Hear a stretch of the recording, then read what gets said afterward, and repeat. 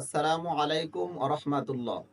আলহামদুলিল্লাহ ওয়াসসালাতু ওয়াসসালামু আলা রাসূলিল্লাহ, আম্মা বা'দ। কাছে কিংবা দূরে যে যেখান থেকে দেখছেন সকলকে জানাচ্ছি আন্তরিক মোবারকবাদ। সম্মানিত প্রিয় দিনী ভাই ও বোনেরা, আমাদের সামনে আসছে পবিত্র কোরবানির ঈদ, যেটাকে ইয়াউমুন নাহার বা কোরবানির দিবস বলা হয়।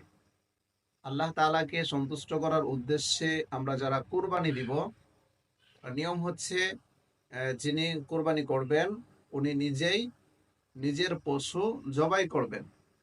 এখন আমরা অনেক সময় চিন্তা করি, আমি কোরবানির পশু যে জবাই করব, আমি তো দোয়া জানি না বা দোয়া পারি না, তাহলে আমি কিভাবে জবাই করব।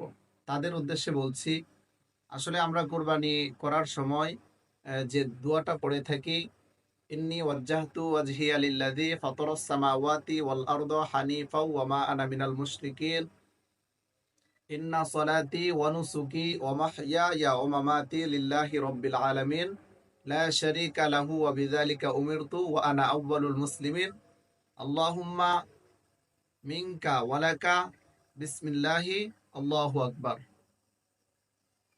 এই যে দোয়াটা পড়লাম, আসলে এই দোয়াটা পড়া কিন্তু অতীব জরুরি না।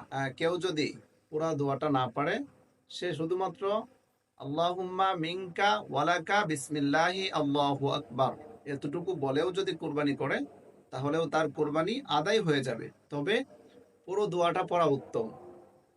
আরেকটা বিষয়, কুরবানি দেওয়ার পর আরেকটা দোয়া রয়েছে, সেটাও চাইলে পাঠ করা যায়। সেটা হচ্ছে, নিজের পশু যদি নিজে কুরবানি করা হয়, তাহলে পড়তে হবে আল্লাহুম্মা তাকাব্বাল মিন্নি কামা তাকাব্বালতা মিন হাবিবিকা মুহাম্মাদি ও খলিলিকা ইব্রাহিমা আলাইহিমাস সালাতু ওয়াসসালাম। এই দোয়াটা পড়া, এটা যদি নিজের কুরবানি হয় তাহলে বলতে হবে আল্লাহুম্মা তাকাব্বাল মিন্নি।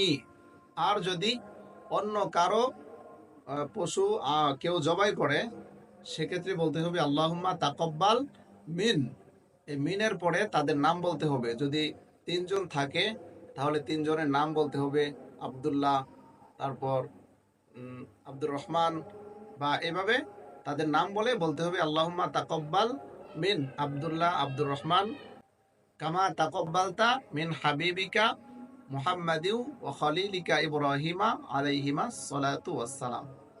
তাহলে এই দোয়াটা পড়া উত্তম।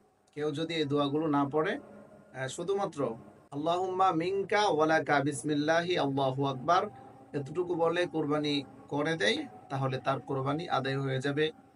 সুতরাং আমরা চেষ্টা করব দোয়াগুলো শিখে তারপর এভাবে জবাই করার বা কুরবানি করতে। আর যদি দোয়াগুলো না পারি, অন্তত পক্ষে ছোট্ট দোয়াটা শিখে আমরা নিজের পশু নিজেই কুরবানি করার চেষ্টা করব ইনশাআল্লাহ। আল্লাহ তাআলা আমাদেরকে আমল করার তৌফিক দান করুন, আমিন। আসসালামু আলাইকুম ওয়া রাহমাতুল্লাহি ওয়া বারাকাতুহু।